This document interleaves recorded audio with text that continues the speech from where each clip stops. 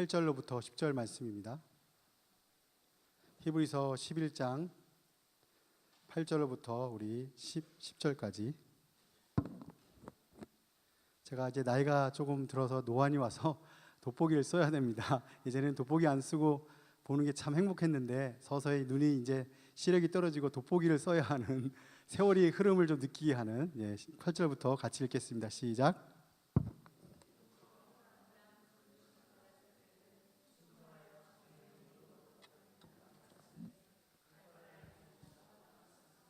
믿음으로 그가 이방의 땅에 있는 것 같이 약속의 땅에 거류하여 동일한 약속을 유업으로 함께 받은 이삭 및 야곱과 더불어 장막에 거하였으니 이는 그가 하나님의 계획하시고 지으실 터가 있는 성을 바랐음이니라. 아멘. 영상 보셨지만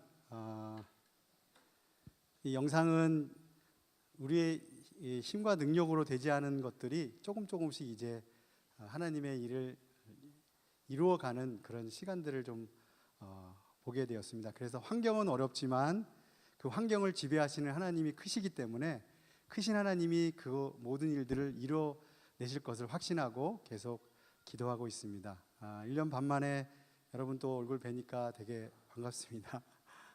그리고 많이 또 같이 기도했습니다. 기도하고 하나님이 어떤 때에 또 아름다운 환경과 열매를 맺어주실 것인가에 대한 부분들을 보면서 올해 저희가 히브리서 말씀 받으면서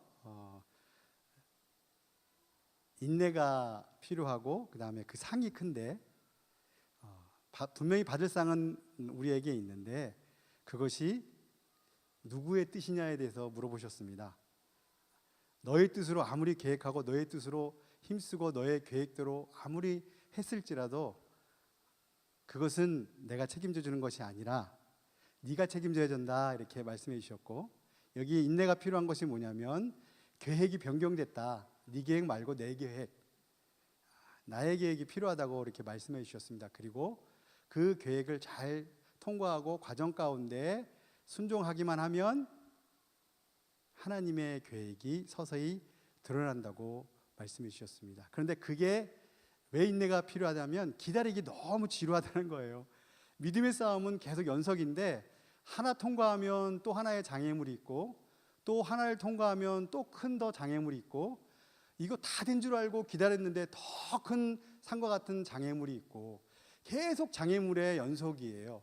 하다가 그러니까 너무 지치는 거예요. 하나님 이만큼 했으면 됐지 않습니까? 하나님 제가 믿음으로 살았는데 이만큼 했으면 됐지 않습니까? 그러면 이거 좀 통과하게 해주세요. 너무 하나님 저 힘들고 지친데 이것 좀 통과하게 해주세요 라고 말씀해 주셨을 때 딱 한마디 말씀하시더군요. 내 은혜가 내게 족하도다. 그거 외에는 없어요. 해답이 뭐라고요? 내 은혜가 내게 족하도다. 뒤에 뭐가 붙어 있냐면 족하도다. 이게 내 마음에 확 와닿는 거예요. 왜냐하면 사역을 성공하고 내가 선교사로서 성공을 이루고 이렇게 교회를 다니면서 하나님 선교제에 이렇게 역사했습니다. 많은 제자들이 배출되었습니다.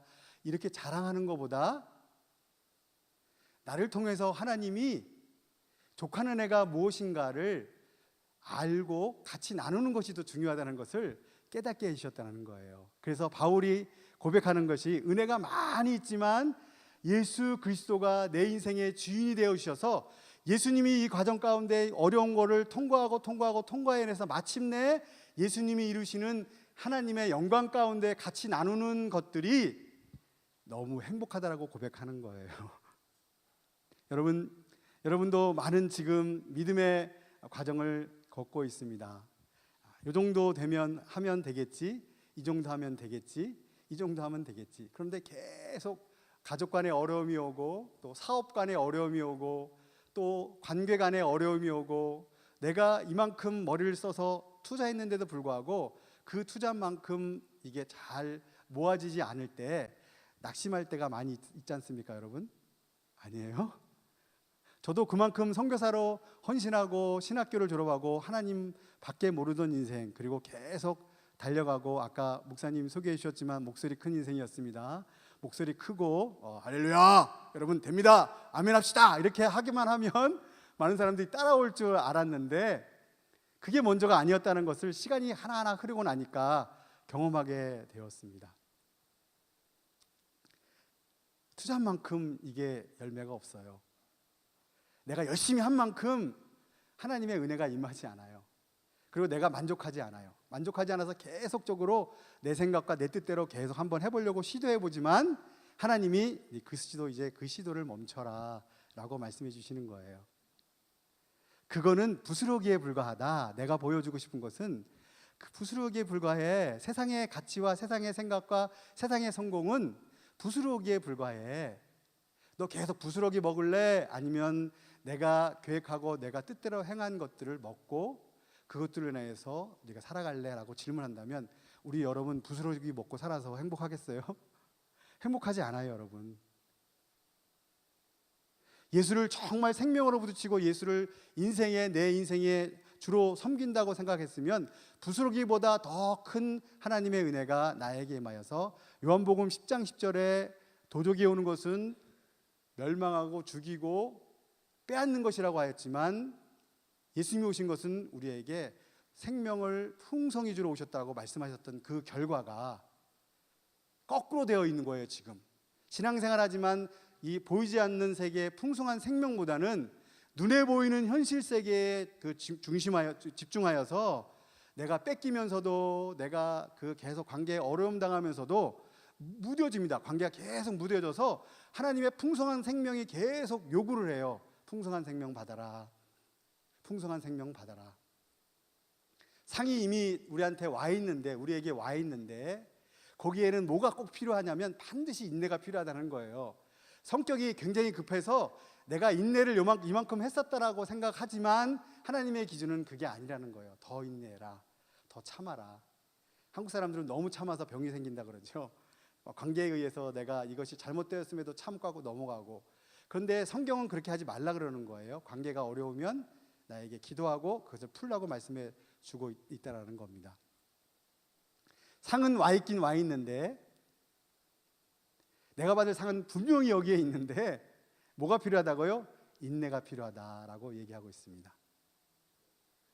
그리고 인내를 통과하고 또 기다리다 보면 누구의 계획으로 성취되어 있냐면 결국은 나보다는 하나님의 계획이 먼저 있다라고 얘기한 거예요. 오늘 그래서 히브리서 약속의 말씀 받으면서 사가행으로 옮길 때에도 다 어려워하고 다 힘들다고 해서 시도해 볼 수 있는 그 용기가 없었어요. 그런데 저희 아내와 기도하다가 한 달 만에 그러면 말씀이기 때문에 이 말씀이 생명이고 내가 하는 것이 아니라 주님이 한다라고 생각을 하고 이제 한 발짝 믿음의 발걸음을 띄었더니 일이 해결되기 시작합니다. 하나님의 기준에서 보니까 엄청나게 쉬웠던 거예요. 그건 물론 대가지불도 많이 했지만 그것은 우리의 기준이 아니라 불가능한 지역에 가능하다라고 하나님이 말씀하여 주는 것은 내가 일하는 것이 아니라 하나님이 일하시겠다는 선포와도 같은 그런 약속의 말씀이었던 거예요. 선포한다는 거예요.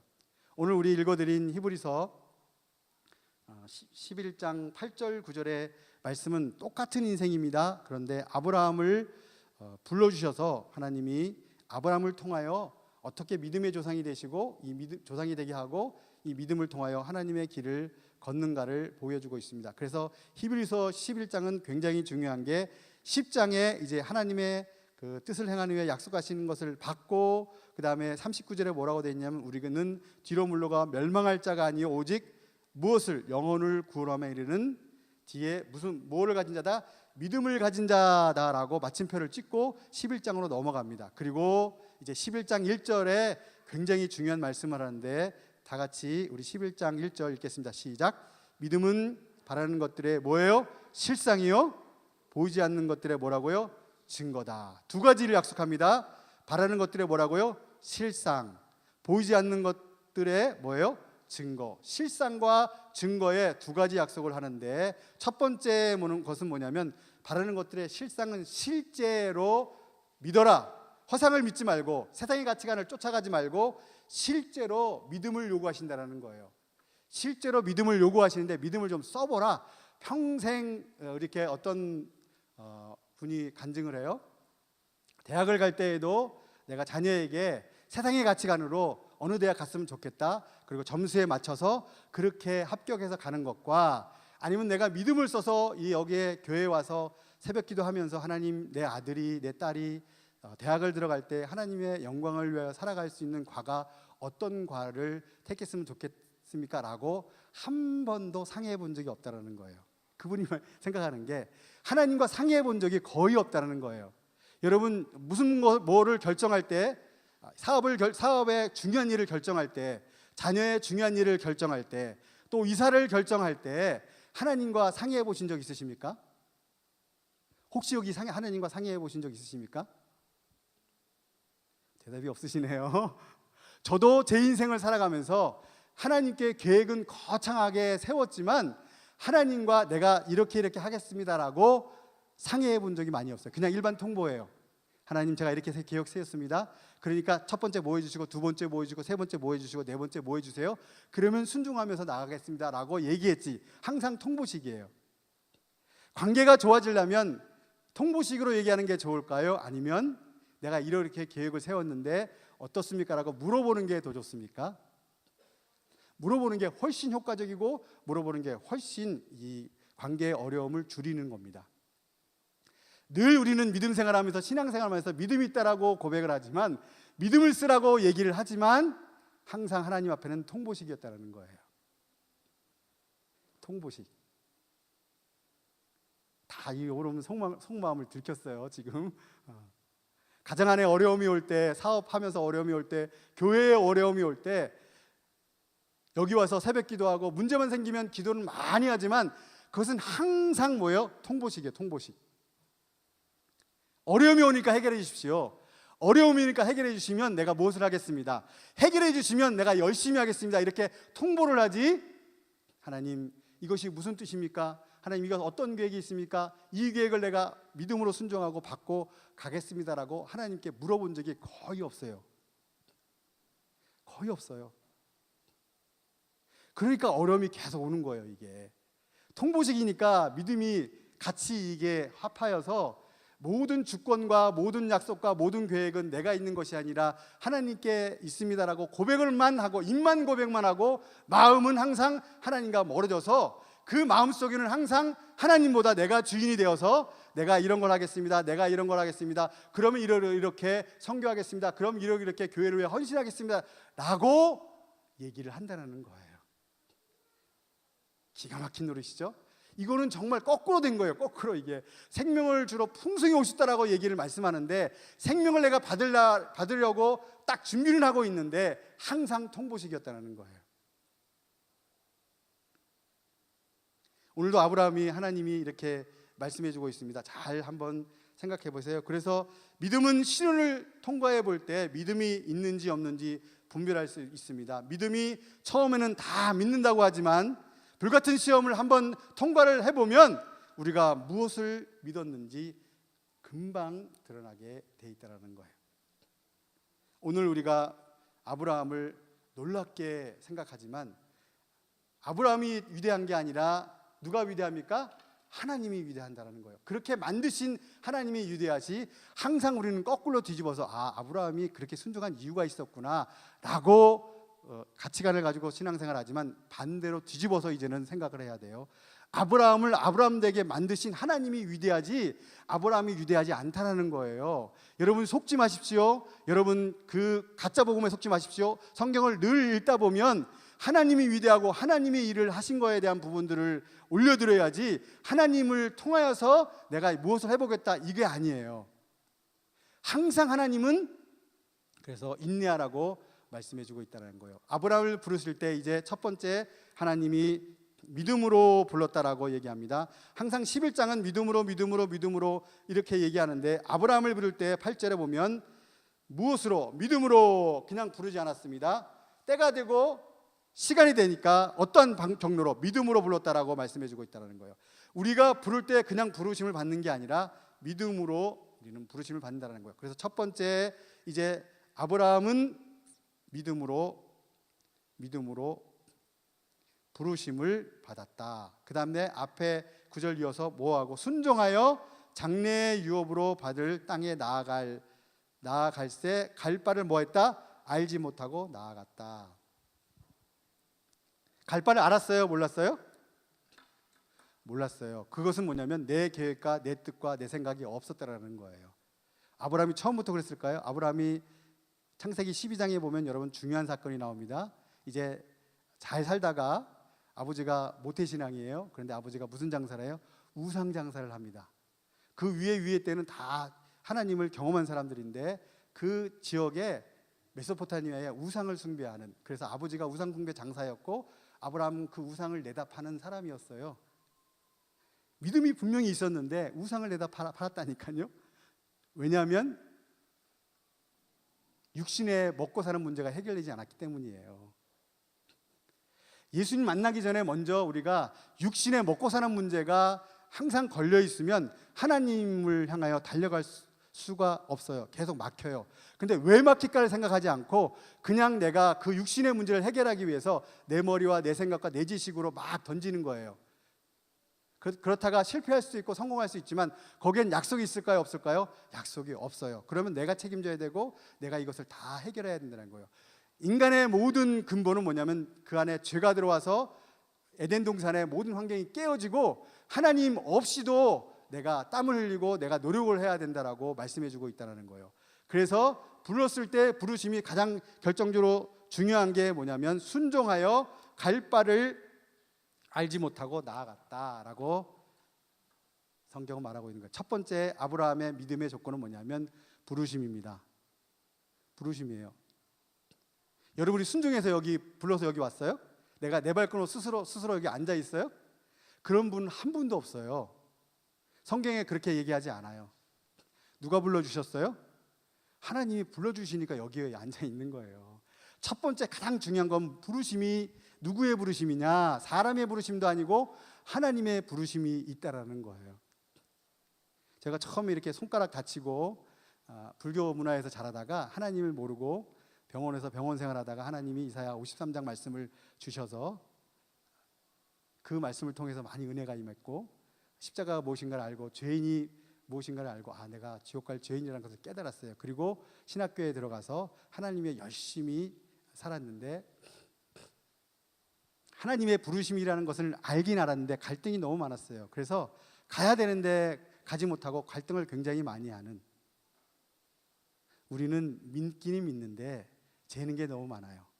통밥과 상식이 너무 많아서 세상에 배운 것이 통밥과 상식이 너무 많아서 이거 할까 저거 할까 이게 자꾸 가려고 하니까 시간이 지연되는 게 너무 많다는 거예요. 그런데 아브라함은 75세를 통하여서 쭉 이제 자기 아끼던 본토 친척 아비 집을 떠나서 갈대아 우르를 떠나라고 얘기했을 때 떠나서 환경이 아무도 모르는 곳에 정착했다는 거예요.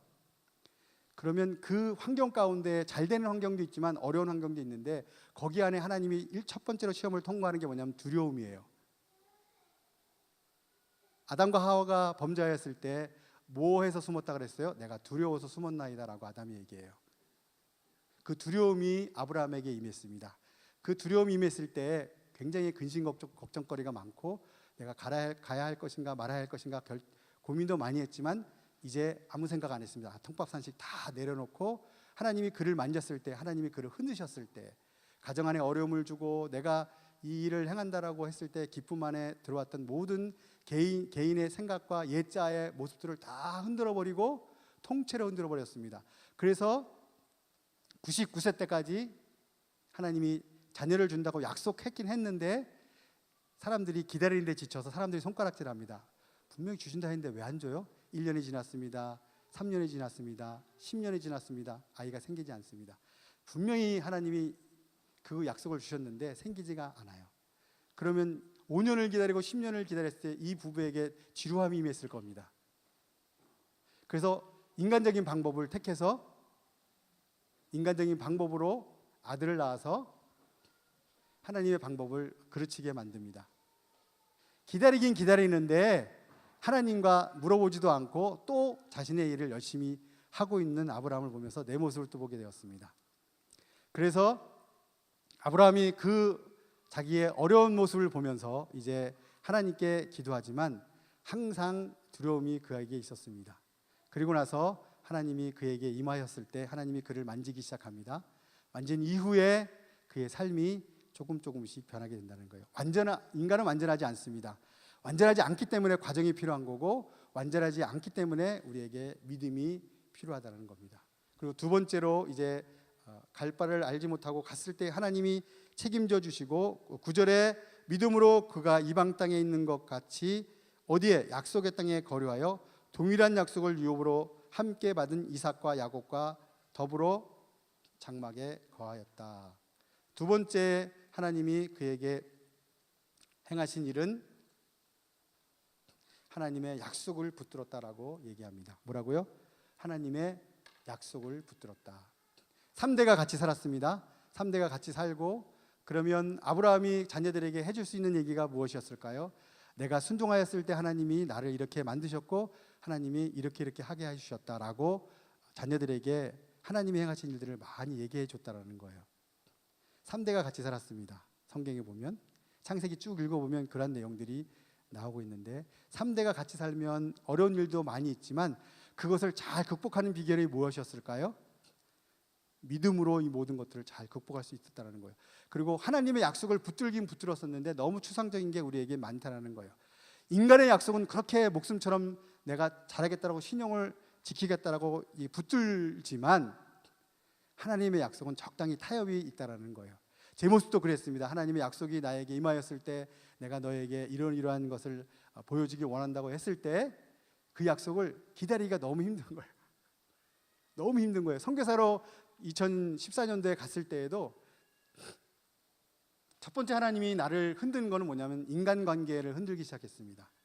내가 가장 존경하고 내가 가장 믿었던 그분이 몇 개월 만에 이 관계를 틀어버리고 어려움 겪게 하고, 막 이상한 소리 들리게 하고 조소화하는 소리가 들리고, 그 어려움이 올 때 제 육신적으로 많이 어려워서 간 수치가 막 올라가고 스트레스를 많이 받았기 때문에 그런 힘든 과정을 겪어서 서울에서 또 이렇게 시간을 또 지내면서 그 과정을 통과하는데 참 쓰라리더라고요.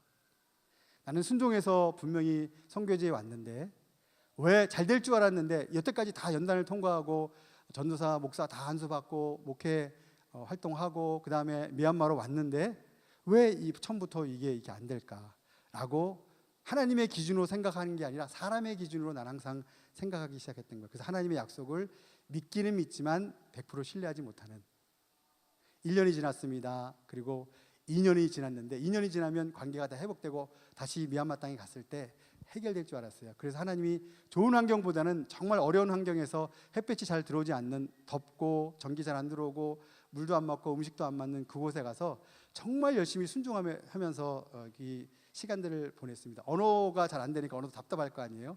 사람 만날 때에도 두려움이 있고 항상 한 가지 관계를 통해서 어려움이 있었지만 하나님이 또 말씀해 줍니다. 기다려라. 때가 아니다. 기다려라.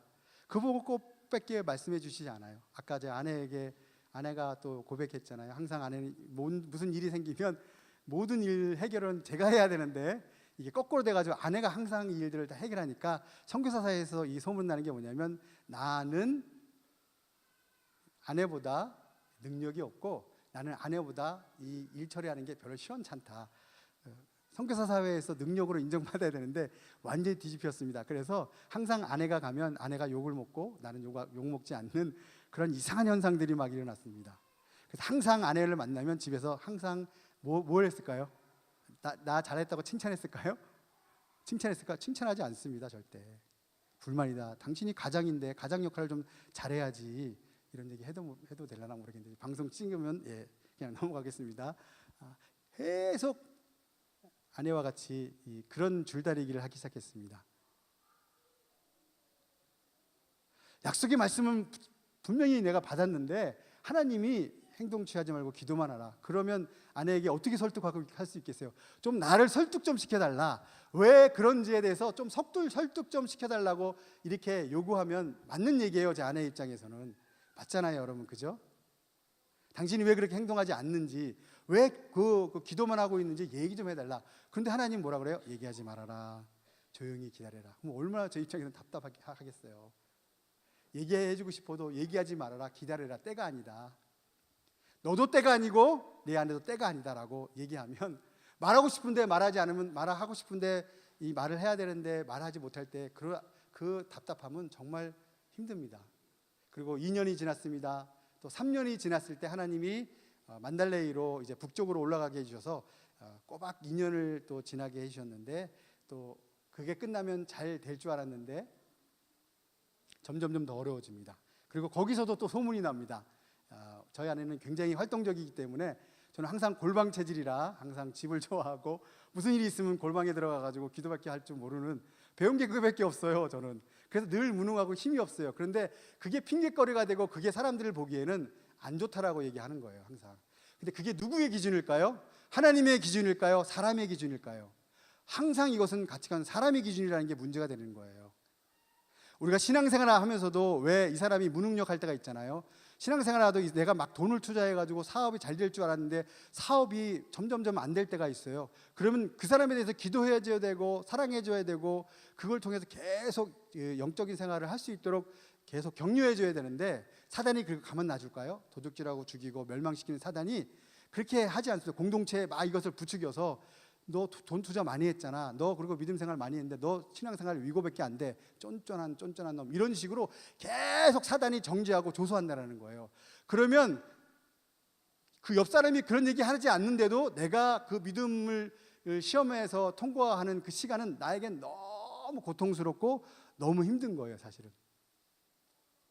근데 제가 처음에 말씀드렸던 것처럼 늘 내가 하나님께 일방통행 처음으로 이렇게 그냥 하나님 내가 이렇게 하겠습니다라고 얘기만 했지 하나님과 상의한 적이 거의 없는 거예요.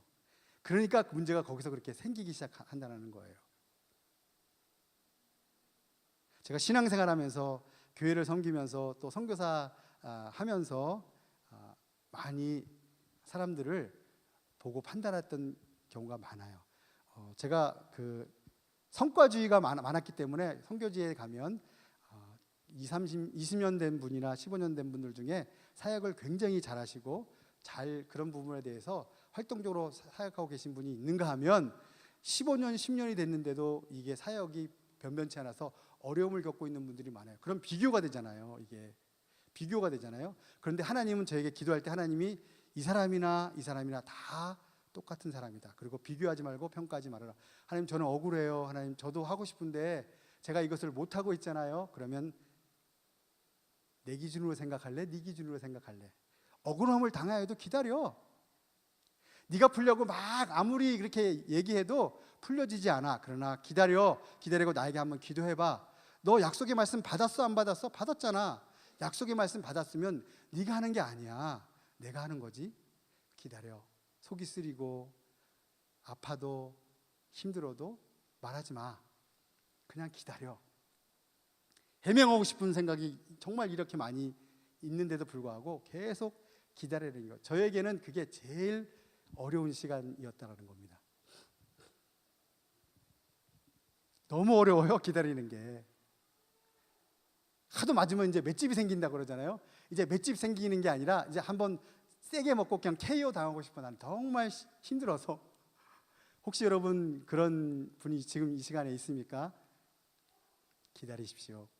묵묵히 사람들의 조소와 사람들의 생각 하지 마시고 오늘 이렇게 아브라함을 불러주신 앞에 약속의 말씀을 위하여 하나님이 성취해 주신 것들을 약속의 말씀을 붙잡으십시오. 저희가 항상 그래서 그전에는 저희가 약속의 말씀이 별로 없어요. 그냥 하나님이 하라 그러면 그냥 명령에 순종하겠습니다 그렇게 했지, 이렇게 올 한 해 안에 하나님을 기도해서 약속의 말씀을 붙잡고 이 약속의 말씀대로 하나님이 쭉 성취해 준 게 너무 많아요. 사실은 올해도 이 약속의 말씀, 히브리서 말씀이 우리에게 실제가 되어서 실상이 되고 증거가 되어서 미얀마 땅에 하실 일들이 내가 많은 게 아니라 하나님이 많다는 것을 믿음의 눈으로 보게 되었다는 겁니다. 여러분, 이 교회에도 하나님이 여러분들의 믿음을 시험해 보기 위해서 연단과 고난을 통과하게끔 하나님이 허락하실 수 있습니다. 그런데 가장 내가 이겨야 할 것은 첫 번째, 아브라함이 하나님이 그냥 자원해서 달려가는 게 아니라 하나님이 불렀다는 부르심이 여러분 속에 확신이 있다면, 돌덩이와 같은 그 부르심이 여러분에게 확실히 있다면 시험이 오고 환난이 오고 아무리 흔들어도 사단이 조소하고 아무리 사람이 세상 사람 생각으로 평가를 했을지라도 그 부르심은 양보할 수 없는 거예요. 타협할 수 없는 거예요. 누구의 부르심이에요? 하나님의 부르심이기 때문에 절대로 그것은 여러분 양보하지 마십시오. 그리고 끝까지 그 부르심에 대해서 감사하십시오. 나에 대한 부르심이 아니라 하나님이 나를 불러주셔서 이 부르심을 통하여 사명의 길을 가게 했다면, 교회에 사명을 주시고 우리 김익현 목사님에게 사명을 주시고 여러분에게 사명을 주셨으면 끝까지 그 부르심을 붙잡고 놓치지 마십시오. 놓치면 끝나는 거예요, 여러분. 다른 거 다 놓쳐도 됩니다. 재산 좀 잃어버려도 됩니다. 건강 조금 잃어버려도 됩니다. 자녀들 말썽 부려도 속상하는 것도 그 좀 보류해도 잃어버려도 됩니다. 그러나 잊지 말아야 할 것은 하나님의 부르심은 잊지 말아야 돼요. 꽉 잡읍시다, 우리. 그 부르심은 하나님이 우리를 너무 사랑해 주셔서 대가지불 한 부르심 아니에요? 그냥 시션 부르심 아니에요, 여러분. 하늘의 아버지가 이 땅에 하나님의 아들을 내려보내주셔서 그 아들을 완전히 잡으셨어요. 그리고 피 흘리셔서 십자가에 처절하게 죽으시고 그 다음에 얻은 결과가 우리예요. 그게 부르심이에요, 여러분. 그래서 이 십자가는 그냥 만만한 게 아니에요. 신앙생활 하다가 그냥 지치는 게 아니라 대가 지불하고 얻은 결과가 우리라는 거예요. 여러분, 우리는 시시한 존재가 아니에요. 하나님의 원형인데, 저도 여러분 요즘에 너무 꿈을 꾸고 있는 것 같습니다. 재작년에 올 때하고 다시 여기 와서 이렇게 단에 서서 여러분에게 하나님이 실제된 얘기를 하는 게 너무 기쁩니다.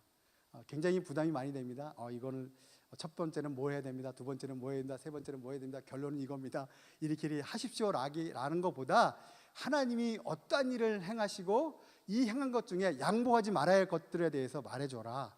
절대 타협해서는 안 된다. 왜? 그것은 대가 지불하고 희생을 치르고 이거는 정말 잊어서는 안 된다라고 십자가를 말씀해 주셨고, 내가 죽은 십자가 붙들고 내가 죽으면 거기에 예수 생명이 나와 함께 거하여서 열매가 있는데 그 열매는 상급이 크다라고 말씀해 주고 있는데, 그것을 우리 포기하겠어요, 여러분? 포기하지 마십시오. 이 교회에 부르심 있는 분들이 많이 있습니다. 그 부르심을 사단이 계속 흔듭니다. 여러분, 계속 그 부르심을 흔들 겁니다. 흔들어서 계속 그 부르심에 대해서 잊어버리게 만들 겁니다. 환경으로 잊어버리게 만들고, 돈으로 잊어버리게 만들고, 자녀의 문제로 잊어버리게 만들고. 그럴 때 요동하지 마십시오. 그럴 때 아브라함처럼 갈 바를 알지 못했을 때 그냥 한 발자국 내뛰어서 믿음으로 순종해 보십시오. 그러면 결과는 내 몫이 아니라 누구의 몫이냐면 하나님의 몫이 될 것이라는 겁니다. 하나님이 이곳에 이렇게 덩그러니 아닙니다. 교회를 이렇게 세워주신 이유도 하나님의 핏값으로 산 이 교회를 여기 세워준 이유가 있습니다. 제가 한국에 왔다 갔다 하면 외국에 살면 애국자가 된다는 말이 있는데, 정말 이 한국은 영적으로 되게 어둠의 영이 지배를 많이 해서 신앙생활하기 너무 힘들게 지금 하나하나 되어가고 있다는 거예요. 그럴 때 하나님이 교회를 세워주신 이유가 뭘까요? 부르심을 깨닫고 사명을 받아서 여기 마태복음 28장에 지상명령 끝절에 뭐냐면 내 증인이 뭐하게 하리라? 되게 하리라. 증인이 뭐예요? 증인은 본 것만 얘기하는 거예요. 증인은 뭐예요? 본 것만 얘기하는 거예요.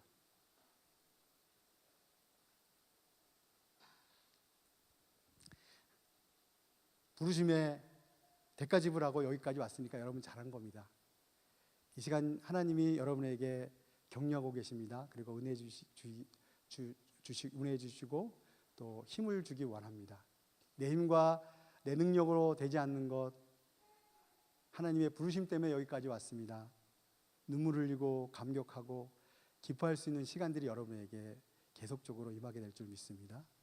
그리고 약속의 말씀이 있습니다. 여러분, 올 한해 이렇게 성경을 읽으면서 실제 한 번도 생각하지 못했던 이게 하나님이 나를 살리는 무기라고 생각하면 한 번도 거르지 않고 말씀을 읽을 때 이 말씀이 내 영적으로 존재적으로 부딪히면 말씀 안에 하나님이 어떤 일을 하고 있는가에 대한 부분들을 보게 된다는 겁니다. 실제로 저도 그렇게 깨달았고 약속의 말씀을 통하여서 소름이 끼치도록 하나님이 하나하나 이 일을 이루어 가시는 그런 뜻을 보게 된다는 겁니다. 여러분 안에 어려움이 오고, 여러분들 안에 조소가 오고, 여러분들 안에 사람들의 관계를 통해서 어려움이 오고, 내가 왜 이러지? 내가 돈을 많이 벌어도 행복하지 않고, 내가 건강해도 행복하지 않는 이유는 항상 거기 안에 생명으로 오신 예수 그리스도를 잊고 살았기 때문입니다. 약속의 말씀을 붙잡고 약속의 말씀 속에 역사하면 흔들리지 않습니다. 그리고 희망이 보입니다. 뭐라고요? 희망이 보이게 됐다는 거예요. 세상의 희망이 아니라 하나님의 만드신 목적이 무엇인가를 분명히 발견하게 되어 있다는 겁니다. 그리고 10절에 보면 이제 마지막으로 어떤 고백을 하냐면, 이는 그가 하나님이 계획하시고 지으실 터가 있는 성을 바랐음이니라. 여기에 보면 하나님이 계획하시고 지으실 터가 있는 성을 바랐습니다. 이것은 무엇을 얘기하냐면 하나님의 나라에 대한 사모하는 마음, 영원한 본향을 얘기해 주고 있다는 거예요. 땅에 있는 가치관을 다 내려놓고 영원한 소망이신 하늘의 소망을 바라보고 하나님 나라를 향하여 달려가는 그 소망이 진짜다라고 말씀해 주고 있는 겁니다. 우리는 이 땅에 살면서 이 땅의 것들을 너무 많이 누렸어요. 제가 미얀마에 있다가 여기 한국 오니까 누릴 게 너무 많아가지고 미얀마를 잠깐 잊어버릴 뻔했어요. 먹는 것, 그 다음에 인터넷 잘 되죠, 전기 잘 들어오죠, 뭐 교통 좋죠. 너무 풍성하게 이 세상의 것을 누리다 보니까 잠깐 깜빡 미얀마를 잊어버렸어요. 이게 제 아내가 그래서 가끔 그러더라고요. 하나님, 가기는 가야 되겠는데 참 미얀마 가면 지금 폭염이고 더운데 참 이게 그렇습니다라고 이렇게 잠깐 고백을 했는데, 이것은 그냥 보이는 거예요. 보이는 거. 어렵고 힘들더라도 영원한 하나님의 나라에 있는 소망이 늘 있다면 기쁨이 임할 줄 믿습니다. 우리는 늘 보이는 거에 익숙해 있어서 보이지 않는 것은, 이게 믿음이 보입니까? 안 보여요. 그래서 그게 어려움이 있는 거예요. 내가 믿음 생활하면서도 믿음이 안 보이니까. 하나님 그 약속의 말씀 보입니까, 여러분? 약속의 말씀 보여요, 눈으로? 성경은 약속이라고 약속의 말씀을 던져주는데 뭐 이루어지는 것이 보여요? 안 보여요. 그러니까 그게 우리에게 어려운 거예요. 하나님이 좀 약속의 말씀을 보여주게, 야 이거다라고 딱 이렇게 제시해 주시고, 믿음이 이거라고 딱 이렇게 보이는 것에 익숙한 우리에게 딱 그것을 보여주시면 굉장히 쉬울 텐데, 안 보이는 게 이게 어려움이에요. 그러나 안 보이는 게 은혜가 될 줄 믿습니다.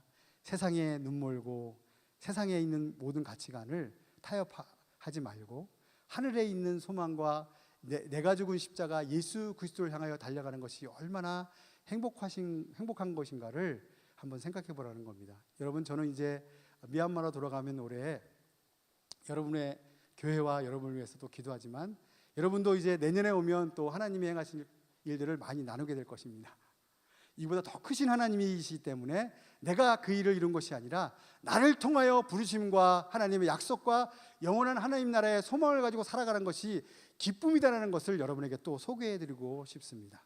그래서 한 증인이 되어서, 이 증인은 내가 만난 하나님을 버릴 수 없고, 내가 만난 하나님을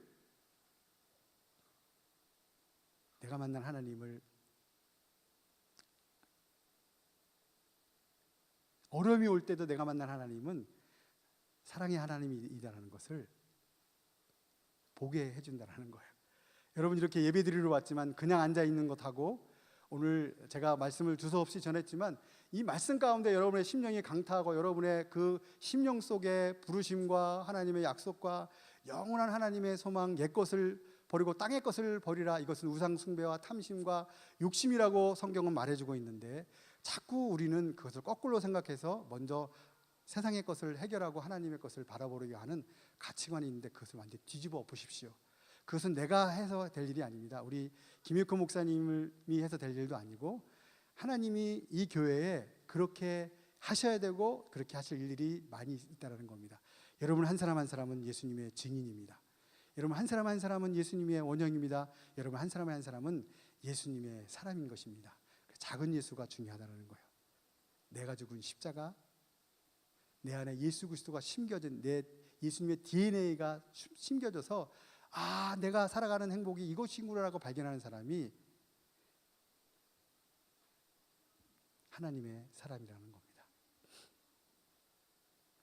실수투성입니다. 연약합니다. 넘어질 수밖에 없습니다. 그러나 자랑할 것은 오직 예수님의 흔적밖에 없다는 거예요. 바울은 모든 것 배설물을 다 버렸는데 마지막으로 예수의 흔적이 나에게 남아있다. 이 교회가 예수의 흔적이 남아서 한 사람 한 사람에게 예수의 흔적이 남아서 가정이 회복이 되고 또 직장이 회복이 되고 교회가 회복이 되는 하나님의 일하심이 이 교회에 임할 줄 믿습니다. 기도하겠습니다. 하나님 아버지,